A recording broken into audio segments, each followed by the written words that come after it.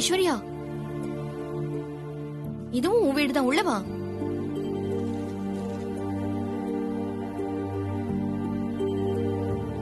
உள்ளவா ஐஸ்வர்யா. வாங்க மீனாட்சி, வாங்க ஐஸ்வர்யா. உள்ளவா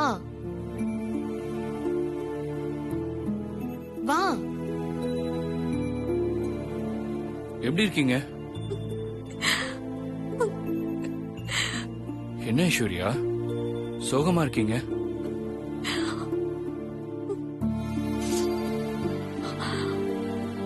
நான் சொல்ல போற விஷயத்தை கேட்டு என்ன தப்பா எடுத்துக்காதீங்க. கொஞ்ச நாளா என் வீட்டுக்காரர்கிட்ட நான் சண்டை போட்டுக்கிட்டு இருக்கேன். அதுக்கு காரணம் ஐஸ்வர்யாக்கும் அவருக்கும் தப்பான தொடர்பு இருக்குமோன்னு எனக்கு சந்தேகம் இருந்துச்சு. அதனால அவர்கிட்ட நான் பேசாம கூட இருந்தேன்.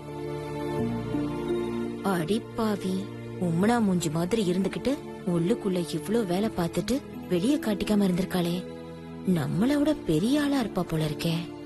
ஆனா ஐஸ்வர்யா வீட்டுக்கு போனதுக்கு அப்புறம் தான் தெரிஞ்சது நான் நினைச்சது எல்லாமே தப்புன்னு. பாவம் ஐஸ்வர்யா, இவ வீட்டுக்காரர் அவ்வளவு இவ்வளவு டார்ச்சர் பண்றாரு. அந்த மாதிரி ஆளுகிட்ட எந்த பொண்ணுமே வாழ மாட்டா. ஆனா ஐஸ்வர்யா இத்தனை நாளா அவன் பண்ற கொடுமையெல்லாம் தாங்கிக்கிட்டு எப்படிதான் வாழ்ந்தாலோ தெரியல.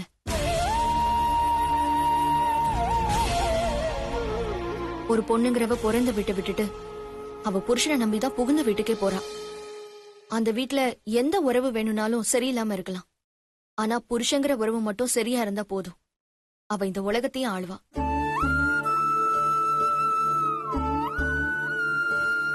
ஆனா அவ புருஷன் சரியில்லைனா அவ வாழ்க்கையே கேள்விக்குறியாயிடும்.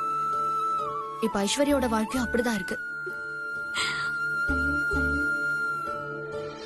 இப்ப புரியுது இந்த மூதேவி சுந்தர் பயல எப்படி மடக்கி போட்டிருப்பான்னு. கண்ணுக்கு எதிரில ஐஸ்வர்யா டார்ச்சர் அனுபவிக்கிறத பார்த்த பிறகு அவளை அப்படியே விட்டுட்டு வர எனக்கு மனசு வரல. அதனாலதான் அவளை அங்கிருந்து நான் இங்க கூட்டிட்டு வந்துட்டேன். இவ்வளவு எனக்கு தங்கச்சிதான், அதனால இவ இனிமே இங்கதான் இருப்பா. ஊராம் விட்டு நெய்யே என் பொண்டாட்டி கையேன்னு நானா? அப்படி இல்ல இருக்கு இவ சொல்ற கதை. ஐஸ்வர்யா இங்க இருக்கிறதுனால உங்களுக்கு ஒன்னும் பிரச்சனை இல்லையே. இதுல என்ன இருக்கு மீனாட்சி, கஷ்டப்படும் போது உதவுறவங்க தானே மனுஷங்க, அதுதானே மனிதாபிமானமும் கூட. அதுதான் இப்ப நீங்க பண்ணிட்டு இருக்கீங்க. இதுல நாங்க சொல்றதுக்கு என்ன இருக்கு? உங்க நிலைமையில நான் இருந்திருந்தா இதேதான் நானும் செஞ்சிருப்பேன். உங்க விருப்பம் போலவே செய்யுங்க.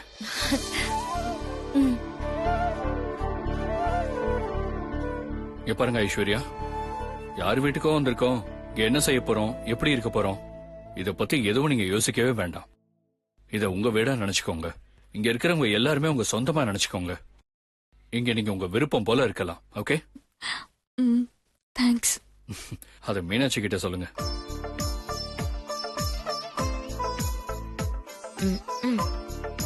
மீனாட்சி, நீங்க பண்ணிருக்கிற இந்த காரியம் சாதாரணமானது இல்ல. இதுக்கு ரொம்ப பெரிய மனசு வேணும். சுந்தர் மேல நீங்க சந்தேகப்பட்டிருக்கலாம், அது மனித இயல்பு. ஆனா இப்ப நீங்க பண்ணிருக்க இந்த விஷயத்தினால சுந்தர் மேல நீங்க எவ்வளவு நம்பிக்கை வச்சிருக்கீங்கன்னு எனக்கு நல்லா புரியுது. உங்களை மாதிரி ஒரு வைஃப் கிடைக்கிறதுக்கு என் தம்பி சுந்தர் உண்மையிலேயே ரொம்ப கொடுத்து வச்சிருக்கணும். தேங்க்யூ மீனாட்சி.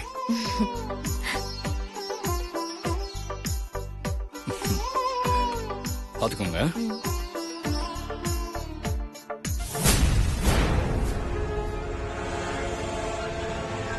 இது என்ன வீடா இல்ல மடமா? இப்படி போற வரதுங்களெல்லாம் சேர்த்துக்கிறாங்க. இருக்கட்டும், இதெல்லாம் சுபத்ரா கிட்ட சொல்லி ஒரு வழி பண்ணணும். ஐஸ்வர்யா உட்காரு. வா உட்காரு. சரி நீங்க இரு, நான் உனக்கு குடிக்க ஏதாவது கொண்டு வரேன்.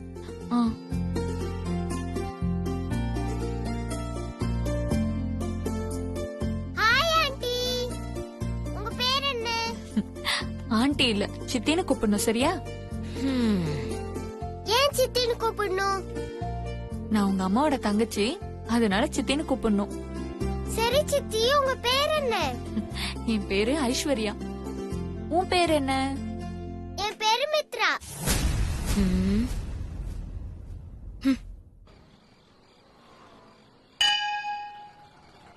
ஐயா தர்ம ஐயா, பிரபு பிச்சை பிச்சை போடுங்கய்யா. போடுங்கய்யா. ஐயா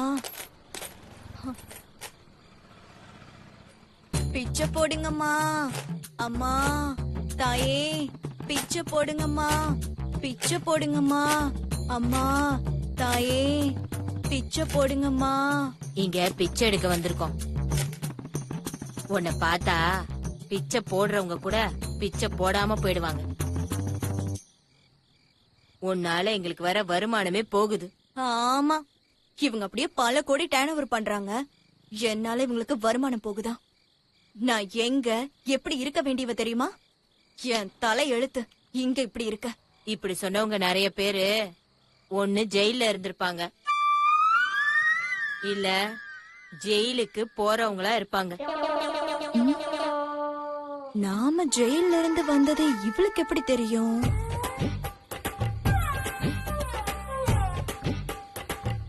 உன் ஜோசியத்தை நிறுத்திட்டு அங்க பாரு, ஆள் வராங்க, பிச்சை கேளு. அங்க பாரு. ஐயா சாமி பிச்சை போடுங்கய்யா. ஐயா தர்ம பிரபுவே. ஐயா ஐயா சாமி தர்ம பிரபு, உங்களை பார்த்தா தாராள மனசா தெரியுதியா, அத காசா போடியா.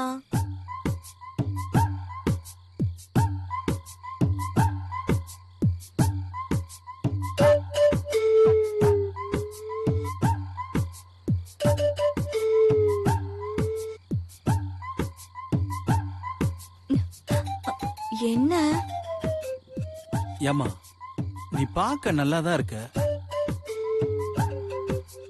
எந்த குறையும் இருக்கிற மாதிரி தெரியல. கை காலும் முடமா இல்ல, கண்ணும் குருடு இல்ல, காதும் நல்லா தான் கேக்குது, வாயும் ஊமை இல்ல. அப்புறம் எதுக்குமா இப்படி பிச்சை எடுத்துக்கிட்டு இருக்க? அ, எனக்கு சுகரு பிபி உப்புன்னு இப்படி உள்வியாதியா இருக்கு. வெளியில எதுவும் தெரியாதியா. ஓ, இப்ப இதுக்கெல்லாம் கூடவா பிச்சை எடுக்க ஆரம்பிச்சிட்டீங்க? நீங்க சொன்ன மொடம் குருடு ஊமை இவங்களுக்கெல்லாம் ட்ரீட்மெண்டே இல்ல.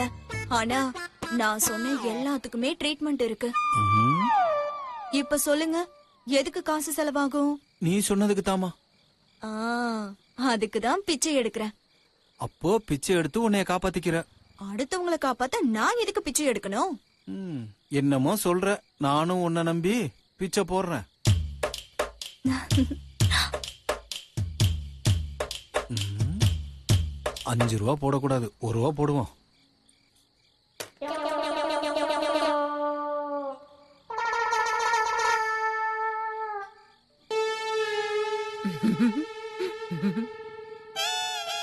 பிச்சைக்கார பையன் 1 ரூபாய் போடுறான். இதுக்கு எவ்வளவு கேள்வி கேக்குறான்? இவங்கிட்ட பேசினதுக்கு 1 பாட்டில் தண்ணி குடிக்கணும். ஆனா இவன் போட்ட காசுக்கு ஒரு வாட்டர் பாக்கெட் கூட வாங்க முடியாது. இவன் எனக்கு இங்க 1 ரூபாய் போட்டுட்டு இவன் எந்த கோயில்ல போய் உட்கார போறான்னு தெரியல. பிச்சைக்கார பையன்.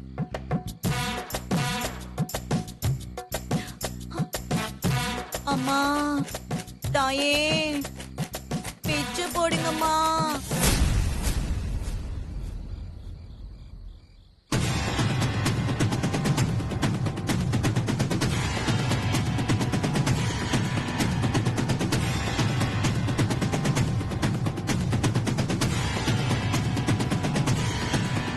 அம்மா தாயே மகராசி. உன் கூட கொஞ்சம் பேசணும், வா.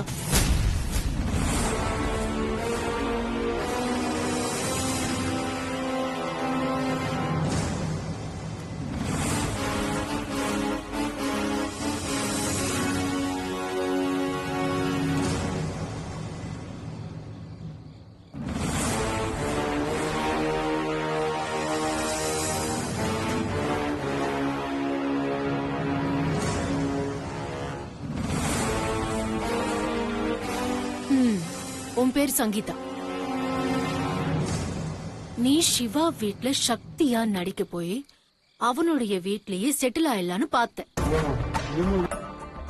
ஆனா ஓம் துரதிருஷ்டம் அது நடக்காம போய் அதுக்கப்புறம் ஜெயிலுக்கு போய் இதோ இப்போ பிச்சை எடுக்கிற நிலைமைக்கு வந்துட்டேன்.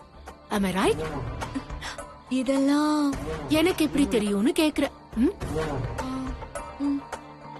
நான் யாரு, எங்க இருந்து வர, உன்னை பத்தி எப்படி தெரியும், இதெல்லாம் இப்ப முக்கியமே இல்ல. உன்னால எனக்கு ஒரு காரியமாகணும். நான் சொல்றது நீ கேட்டா இந்த பிச்சைக்கார கோலத்துல இருந்து திரும்பவும் பிச்சை போடுற நிலைமைக்கு நீ வந்துருவ. தட் மீன்ஸ் உனக்கு எவ்வளவு பணம் வேணும்னாலும் நான் தரேன். என்ன செய்யணும்? நீ டெல்லிக்கு போகணும். எதுக்கு டெல்லிக்கு? சிவா செத்து போயிட்டு தான் நினைச்சிட்டு இருக்கிற சக்தி முன்னாடி நீ சிவாவோட வைஃபா நடிக்க. நீங்க சந்தோஷமா ஒன்னா வாழுறீங்கன்னு சக்தி நம்பணும். திரும்பவும் சிவா வீட்டுக்கா? என்னால முடியாது மேடம். நான் பணத்துக்கு ஆசைப்பட்டு அவங்களால ஏற்கனவே நான் ஜெயிலுக்கு போய் இப்ப பிச்சை எடுக்கிற நிலைமைக்கு வந்துட்டேன். இனி திரும்பவும் அவங்க வீட்டுக்கு போனா இதுவும் இல்லாம போயிடும். இது தவிர வேற எது வேணாலும் சொல்லுங்க மேடம், நான் செய்யறேன். அப்போ நீ இதை செய்ய மாட்ட. ப்ளீஸ் மேடம், கம்பல் பண்ணாதீங்க. சரி, கம்பல் பண்ணல. இதோ நான் போட்ட 2000 ரூபாய் கட்டு இருக்குல்ல, அத உன் கையாலேயே எடுத்துக்கொடு. அதோட உன்னை நான் டிஸ்டர்ப் பண்ண மாட்டேன். தா. அது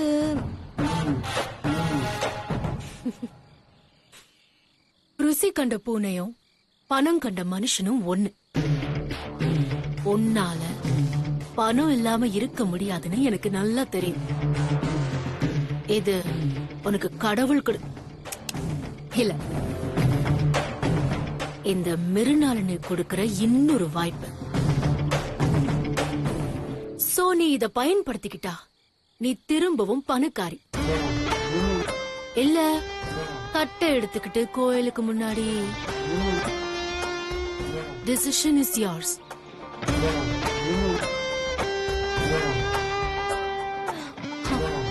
திரும்பவும் எந்த பிரச்சனையும் வந்துடாதே. சொன்னது மிருநாளினி. இதெல்லாமே சரி, ஆனா எனக்கு ஒரு சின்ன சந்தேகம். என்ன? சக்தியும் சிவாவையும் பிரிக்கிறதுல உங்களுக்கு என்ன லாபம்? உனக்கு என்ன லாபம் இருக்குன்னு மட்டும் பாரு, அதான் உனக்கு நல்லது.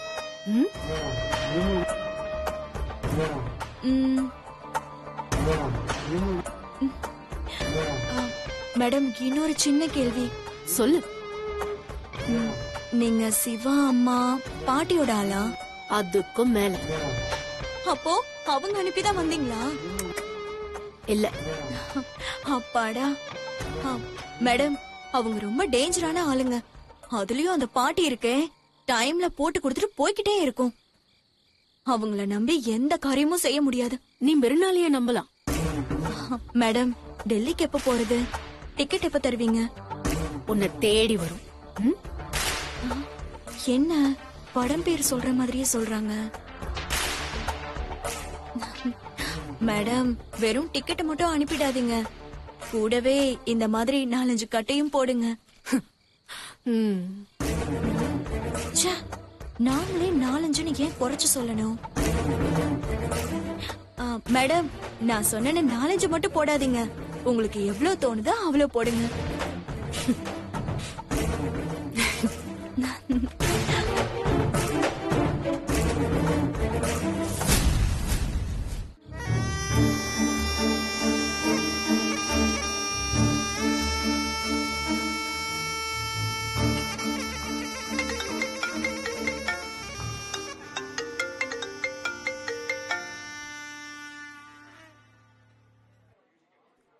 ஹலோ.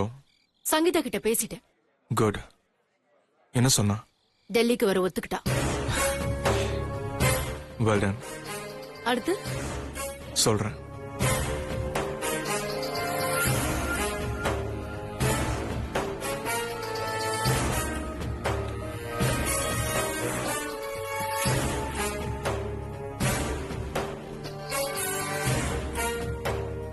என்னடா, யாரா போன்ல? மிருநாளினி. என்ன சொல்றா? சங்கீதா கிட்ட பேசி டெல்லி வர ஒத்துக்க வச்சுட்டாலாம். ஏய் சூப்பர்ரா, ரியலி பிரில்லியன்ட்ரா. அது தெரிஞ்சதுனால தானே இந்த பிளானுக்கு அவளை ஃபிக்ஸ் பண்ண. டேய் நீயும் பிரில்லியன்ட் தான்டா. ஆனா எனக்கு ஒரு டவுட். என்ன? இல்ல சிவா டெல்லிக்கு வரக்கூடாதுங்கிறதுக்காக தானே நம்ம மிருனாளினிய சென்னைக்கு அனுப்பி வச்சோம். ஆமா. இப்போ நம்மளே எதுக்கு சிவாவையும் சங்கீதாவையும் டெல்லிக்கு வர வைக்க ஏற்பாடு பண்றோம்? சக்தி மனசுல ஒரு சந்தேகம் வந்துச்சு. அது இப்போ குழப்பமா மாறிடுச்சு. கலங்கின குட்டையும் குழம்புன மனசும் ஒண்ணு. அது தெளிகிற வரைக்கும் நல்லா இருக்காது. இப்போ சக்தி மனசுல இருக்கிற குழப்பம் தீரணும்னா சிவாவும் சங்கீதாவும் ஒன்னா சந்தோஷமா வாழ்றாங்கன்னு அவ நம்பணும்.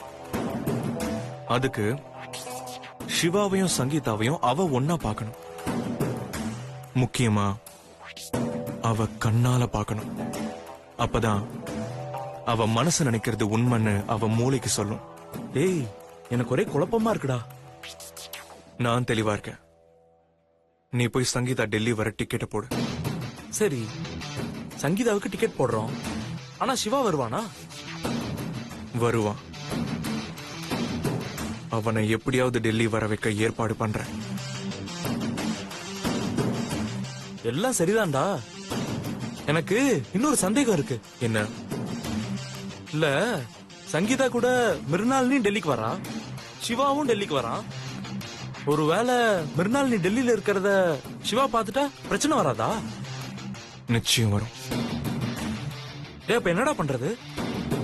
அத பத்தி நம்ம கவலைப்பட வேண்டிய அவசியமே இல்ல. பின்ன சிவாவுக்கு சந்தேகம் வராம இருக்க என்ன செய்யணும்னு மிருனாளினி பாத்துப்பா. நீ போய் சங்கீதா டெல்லி வர டிக்கெட் போடுற வேலையை பாரு.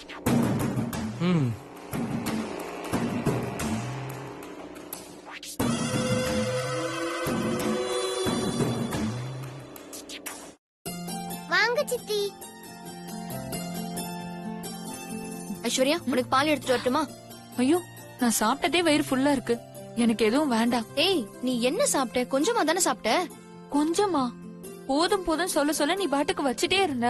என்னால சாப்பிடவே முடியல. எங்க அம்மா எப்பவுமே அப்படிதான். பாசத்தை சாப்பாட்டுல தான் காமிப்பாங்க. ஆமாண்டி, வீட்டுக்கு வந்தவங்கள அப்படிதான் கவனிக்கணும்னு எங்க அம்மா எனக்கு சொல்லி கொடுத்திருக்காங்க. ஆன்ட்டி. மித்ரா, ஆன்ட்டின்னு கூப்பிடக்கூடாது, சித்தின்னு தான் கூப்பிடணும். ஓகேமா. சித்தி நம்ம விளையாடல வரீங்களா? ஓகே செல்லம். அம்மா நீங்களும் வரீங்களா? இல்ல, அம்மாக்கு கிச்சன்ல வேலை இருக்கு. நீங்க 2 பேரும் விளையாடுங்க. அதுக்கப்புறம் நான் வரேன். சரியா? அது வரைக்கும் நீங்க விளையாடுங்க. சரி, கேம் விளையாடலாமா? எனக்கு கேம் எதுவும் தெரியாதே. நான் சொல்லி தரேன் சித்தி. சரி. ஸ்டோன் பேப்பர் சிசர் கேம்ல நீங்க சிசர் நான் பேப்பர்னா நீங்க கட் பண்ணி நீங்க வின்னர். நீங்க ஸ்டோன் நான் பேப்பர்னா பேப்பர் ஸ்டோனை மூடி நான் வின் ஆயிடுவேன். சரியா? விளையாடலாமா? Stone paper scissor. 2 பேருமே சிசர் வச்சுட்டோம். Stone paper scissor. மறுபடியும் 2 பேர் சிசர் வச்சுட்டோம். ஐ அப்பா.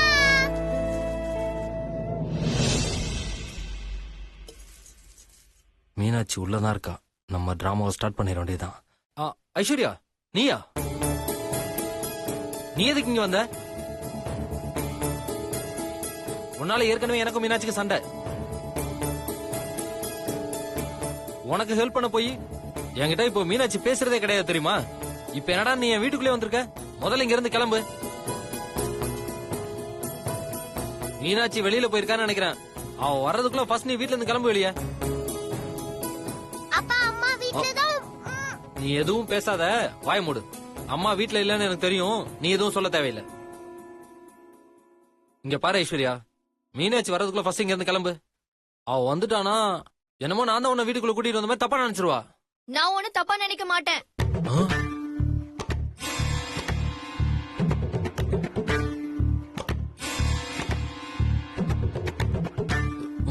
என்ன முறைக்கிறா? சமாளிப்போம். மீனாட்சி, மீனாட்சி நீ வீட்டுல தான் இருக்கியா? சாரி மீனாட்சி, ஐஸ்வர்யா வீட்டுக்கு வந்ததுக்கும் எனக்கும் எந்த சம்மந்தமும் கிடையாது மீனாட்சி. எனக்கே இப்பதான் தெரியும். எதுக்கு இவ இங்க வந்திருக்கான்னு சத்தியமா எனக்கு தெரியாது மீனாட்சி. நான் உண்மைதான் சொல்றேன் மீனாட்சி. தயவு செஞ்சு என்ன நம்பு மீனாட்சி. தேவையில்லாம என்ன சந்தேகப்படாத மீனாட்சி. இருங்க இருங்க, இப்ப எதுக்கு இவ்ளோ பதட்டமாகறீங்க? நீங்க இப்படி பதட்டப்பட்டு பேசுறத பார்த்தா ஏதோ தப்பு பண்ணிட்டு அதை சமாளிக்கிறதுக்கு பேசுற மாதிரியே இருக்கு. உனக்கு இப்ப புரியுதா? எங்க நீ தப்பா நினைச்சிருவேன்னு நான் பயந்துதான் பேசினேன். ஆனா நான் ஏதோ தப்பு பண்ணிட்டு பேசுறதா நீ ஏன் நினைச்சுக்கிற மீனாட்சி? இனிமே அப்படிலாம் நினைக்க மாட்டேன். மீனாட்சி ஆமாங்க, நான் உங்களை புரிஞ்சுக்கிட்டேன். நான் தான் ஐஸ்வர்யாவை வீட்டுக்கு கூட்டிட்டு வந்தேன்.